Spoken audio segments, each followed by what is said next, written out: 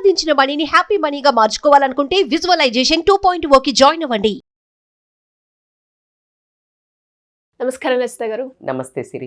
So ఇప్పుడున్న present situation గురించి మనం మాట్లాడుకుంటే చాలా వరకు అమ్మాయిలు ఎస్పెషల్లీ వాళ్ళ పెళ్ళిని ఒక సర్టెన్ ఏజ్కి మనం అందరికీ కూడా తెలుసు 21కి మ్యారేజ్ ఏజ్ అని. అప్పటి నుంచి మనకి ఆల్మోస్ట్ 27-28 వరకు అయితే చూస్తున్నాం. కానీ ఇంకా కూడా పెళ్ళిని అయితే పోస్ట్ పోన్ చేస్తూ ఇంకొందరు అసలు ఈ మ్యారీడ్ లైఫే వద్దు, సోలో బర్త్కే బెటర్ అనే మోడ్లో ఉన్నారు. ఇలా ఉండడం వల్ల ఫ్యూచర్లో వాళ్ళకి ఎలాంటి ఎఫెక్ట్ ఉండే అవకాశం ఉందంటారు మేడం? కరెక్టే, బాగా అడిగావు. ఎందుకంటే ఈ వయస్సులో ఏమనిపిస్తుందంటే నాకు ఫ్రీడమ్ అనేది ఒక సాంగ్స్ ఉన్నాయి కదా, వి వాంట్ ఫ్రీడమ్ అని. ఎవరు ఆంక్షలు పెట్టొద్దు, మన ఇష్టాలకు ఎవరు వ్యతిరేకం చెప్పొద్దు, నేను అనుకున్నట్టు నేను బ్రతకాలి, ఇంకా రెస్పాన్సిబిలిటీ ఇష్టం లేదు, కమిట్మెంట్ ఇష్టం లేదు, రేపు ప్రొద్దున వీడు ఎలా చూస్తాడో తెలీదు, ఈ అమ్మాయి ఎలా ఉంటుందో తెలీదు, అందుకని నాకు ఎవరు వద్దు, నేను కావాల్సినంత డబ్బు సంపాదిస్తున్నాను. అమ్మాయిలైతే ఇంకా అనడము ఎవరికి నచ్చట్లేదు. ఏంటి అమ్మాయిలు కూడా పెళ్ళి అవసరం లేదు అసలు అంటే అనడానికి కూడా రీజన్ ఉంది.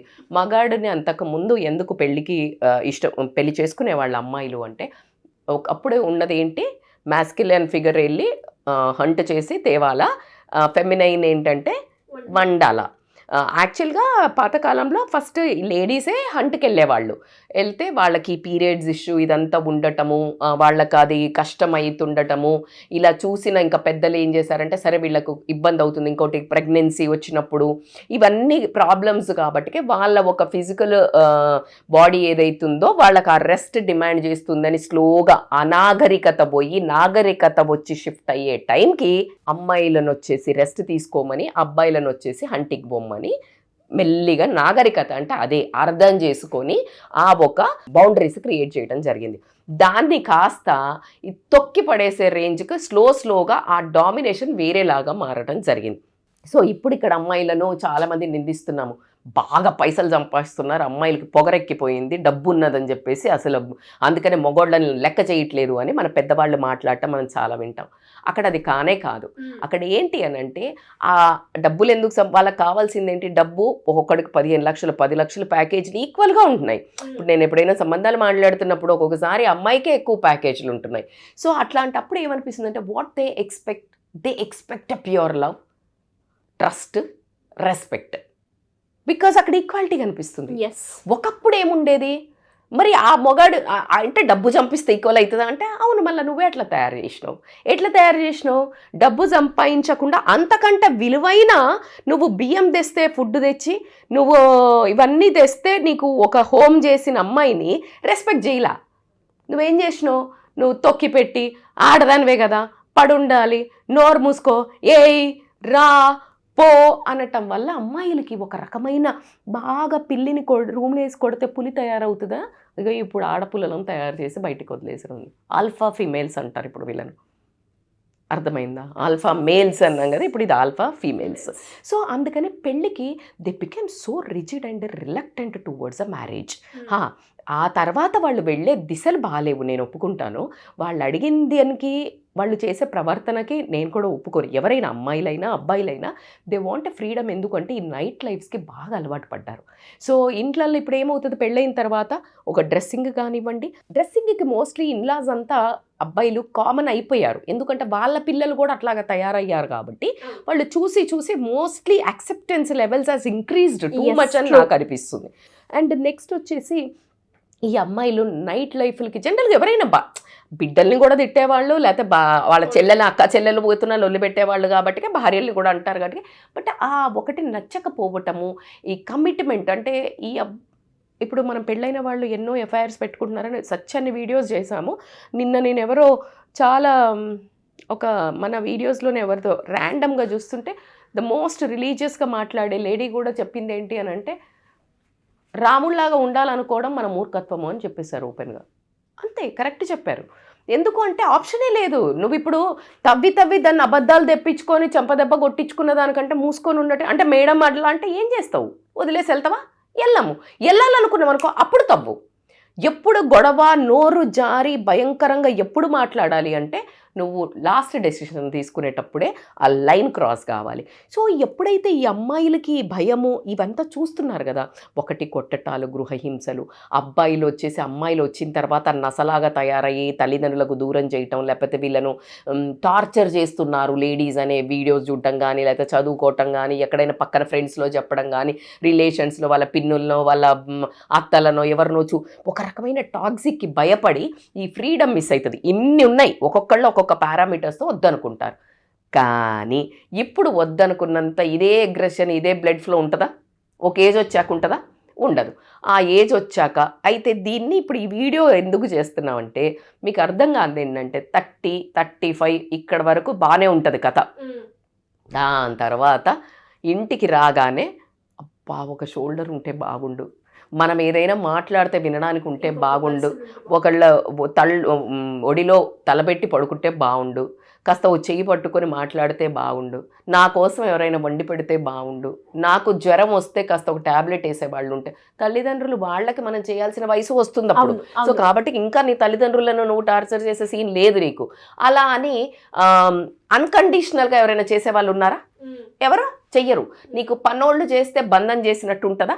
సో కాబట్టికి ఒకవేళ నువ్వు ఇంత సీరియస్గా తీసుకున్నావు అనుకో సిరి, ఇవైతే ప్రాబ్లమ్స్ అయితే భయంకరంగా ఉంటాయి. నువ్వు 30+ 40+ అయిపోయిన తర్వాత నీకు భయంకరమైన ట్రామాకు గురై డిప్రెషన్లోకి వెళ్ళడానికి ఛాన్స్ ఉంటుంది. ఎందుకంటే ఫిజికల్ హంగర్ ఏదైతే ఉంటుందో అది నువ్వు వేరే విధాలుగా ఫుల్ఫిల్ చేసుకుంటావేమో ఫిజికల్ నీడ్స్, కానీ ఎమోషనల్ నీడ్స్ని, ఫిజికల్ నీడ్స్ మనీతో రావచ్చు, నువ్వు పైసా పెక్కు అని నువ్వు ఏమైనా ఎంజాయ్ చేస్తా అంటే, కానీ ఎమోషనల్ నీడ్స్ అసలు నువ్వు తాలిగట్టి తీసుకొచ్చిన దగ్గరనే మనకు ఎమోషనల్ నీడ్స్ లేక పిక్చర్ డిస్టర్బెన్స్లు వస్తున్నాయి.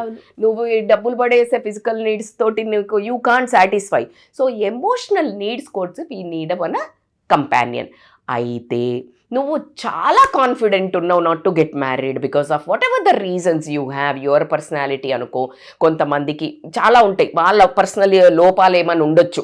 నేను సెట్ గాను, నేను ఇంకొకళ్ళని పెళ్లి చేసుకొని పోషించే క్యారెక్టర్ నాది కాదు, నేను ఇలా సైకోనో, సాడిస్టో, టాక్సికో, లేకపోతే అడ్జస్ట్మెంట్ లేదనో రకరకాలు ఉండొచ్చు. You work on them, work on counsellors దగ్గరికి పోయి మారండి. లేని పక్షంలో గనక ఒక నీ దిశ ఉంటుంది కదా, ఓల్డ్ ఏజ్ హోమ్స్లలో సేవ చేయడానిక, లేకపోతే ఏదైనా ఒక ప్రొఫెషన్ ఎంచుకొని ఆ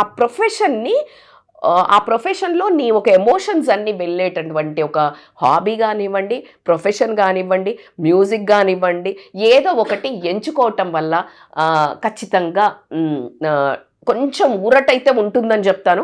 but I can't give a promise or thing like at the end of. మీరు రతన్ టాటా గారిని తీసుకుంటే వెన్ వి క్వశ్చన్ లైక్ చాలా ఇంటర్వ్యూస్లో ఆయనను, do you feel that you are feeling bad not getting married, ఇంకా ఆబ్వియస్లీ అన్నాడు. ఏం కొదవ ఆయనకే? అవును, ఏం కొదవ. But still he said obviously నాకు ఒకసారి అనిపిస్తుంది, కానీ నేను అలాంటి ప్రొఫెషన్ ఎంచుకున్నాను, అలా పనిలో మునిగిపోతున్నాను, అలా ఎప్పుడు శోధించి ఏదో కొత్తది కనుక్కొని ఏదో సేవ చేయాలి, ఏదో ప్రజలకు నాణ్యమైనవి, నాణ్యతతో ఉన్నవి మంచి ధరలకు ఇవ్వాలి అనే ఒక తన ప్యాషన్ తోటి ప్రొఫెషన్లోకి వెళ్ళాడు. కాబట్టి అట్లీస్ట్ ఆయన 85-90% దాని నుంచి బయటపడుతున్నారు. But when you come back home ఈ సెట్, నాకు ఇంటికి వచ్చాక ఈవెన్ ఐ ఫీల్ ఎంత ప్లస్ ఉందో దాంతోపాటు మైనస్ కూడా ఉంది అని ఆయన కూడా ఒప్పుకోవడం జరిగింది. కాబట్టికే మీరు చాలా అయితే టెరిబుల్ ఉంటుంది, not having one emotional companion terrible అయితే ఉంటుంది. దాన్ని యాక్సెప్ట్ చేయాలి అంటే మీరు ఈ చిన్న ఏజ్ నుంచే యంగ్ ఏజ్ ఎప్పుడైతే డిసైడ్ అవుతారో దాని తర్వాత 60 ఏళ్లలో ఇలా ఉంటుంది అనేది ఇప్పుడు బాగా కాలం గడియారం ముందుకు తిప్పుకొని చూపిస్తారు కదా సినిమాల్లో, అలాగా నువ్వు కూడా అనే టైం మిషన్ అని వేసుకొని నీకు ఇలాంటి ప్రాబ్లమ్స్ వస్తాయి. అప్పుడు నువ్వు ఏం చెయ్యాలి, ఎక్కడెక్కడ నీ ఎమోషనల్ ఫీలింగ్స్ని కంట్రోల్ చేసుకోవాలి, ఎక్కడెక్కడ ఇలాంటి అన్న కనుక ఫిక్స్ చేసుకుంటే that well and good. But ఖచ్చితంగా మానవ జీవితానికి ఒక అర్థం పరమార్థం ఏంటి అంటే ఓన్లీ పెళ్ళి అని నేను అనను, కానీ ఒక కంపానియన్ ఉంచుకుని నువ్వు ముందుకు తీసుకెళ్తే అది కూడా అందంగా ఉంటుందేమో. తల్లిదండ్రులకు కోరిక అయితే అదే కదా, తన వంశము, తన పిల్లలు తన ముందుకు వెళ్ళాలనే ఉంటుంది. సో కాబట్టి ఈ వీడియో చూసిన తర్వాత ఒక మంచి నిర్ణయాలు తీసుకుంటారేమో అని ఆశ. డెఫినెట్గా మేడం, మీరు అన్నట్టుగా కెరియర్ గురించో లేదంటే ఆ ఫ్రీడమ్ గురించో ఆ స్పేస్ గురించో ఆ డిసిషన్ అయితే తీసుకుంటారు, కానీ దానివల్ల అరే అప్పుడు రియలైజ్ అవుతారు అవును. నిజంగా నేను రాంగ్ డిసిజన్ తీసుకున్నానే అని. అలా కాకుండా ఎవరికైనా కూడా ఒక క్లారిటీ రావాలి మ్యారేజ్ మీద అంటే ఖచ్చితంగా ఈ వీడియోని అయితే చూడండి. సో మేడం, మరి ఎవరికైనా కూడా ఇలా మ్యారేజ్ మీద ఒక క్లారిటీ, ఒక పర్ఫెక్ట్ పిక్చర్ కావాలి అనుకునే వాళ్ళకి, ఒక గైడెన్స్ కావాలి అనుకునే వాళ్ళు ఎలా అప్రోచ్ చేయ ఛాన్స్ ఉంది? పర్ఫెక్ట్ పిక్చర్ ఏమి ఉండదు సిరి, పర్ఫెక్ట్ పిక్చర్ ఏమి ఉండదు. మనం ఆ పిక్చర్ ని పర్ఫెక్ట్ చేసుకోవాలి. బేసికల్ గా మీరు ఇప్పుడు ఒక వర్డ్ యూజ్ చేశారు ఏంటంటే కెరియర్ అని ఉరుకుతున్నారు, ఇలా అన్ని మీరు భయం అని అన్నారు కదా, కరెక్టే. కెరియర్ సెట్ అయినా కూడా ఆ తర్వాత కెరియర్ని ఎంజాయ్ చేయడానికి ఒక కంపెనీ అయితే కావాలి కదా. తల్లిదండ్రులకు ఇవాళ రేపు చాలా పెద్ద సమస్య మారింది, పిల్లలు పెళ్ళిళ్ళకు ఒప్పుకోవట్లేదని. ఖచ్చితంగా they can come and visitors by calling on scrolling number for online or offline. ఎందుకంటే తర్వాత ఏంటి అనేది ఒక క్లారిటీ ఆఫ్ డిస్కషన్ వాళ్ళ మెంటాలిటీకి తగ్గట్టు మనం చేసినట్టయితే మరి వాళ్ళ జీవన నిర్ణయం ఏమైనా మారడానికి చాలా ఆస్కారం ఉంది. Thank you madam, thank you so much. Thank you so much Siri. Suman టీవీలో మీ పర్సనల్ అండ్ బిజినెస్ ప్రమోషన్స్ కోసం కింది నెంబర్కి కాంటాక్ట్ చేయండి.